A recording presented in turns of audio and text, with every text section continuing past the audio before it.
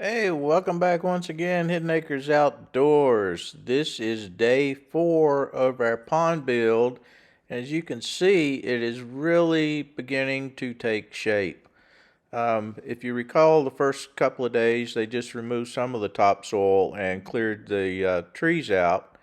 And then the third day was digging in the core trench. We talked a little bit about that and why you need a core trench.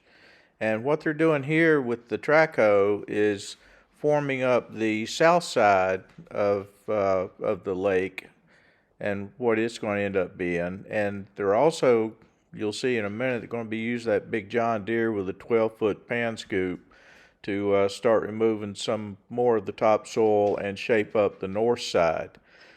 So from this angle here, like I said, the track hoe's working on the south side. You can see there on the left of the video where they're backfilling the core trench with some of this clay from that they're digging out with the track hoe right now. And this just gives you an overall perspective of where it's going to sit on the property.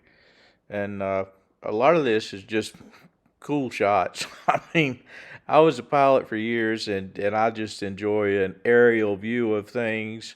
And there's the English setter making her cameo running up through the screen.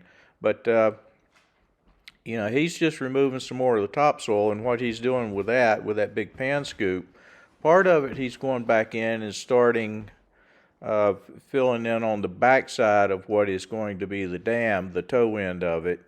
And then they're taking this clay material here and backfilling in the core trench.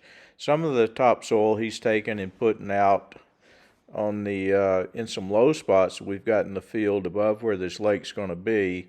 But if you like this kind of stuff, give us a like, subscribe, hit the notifications bell. This is day 4. We've got up through day 11 of this, and then of course we're going to give updates of how it progresses over the winter with it filling in.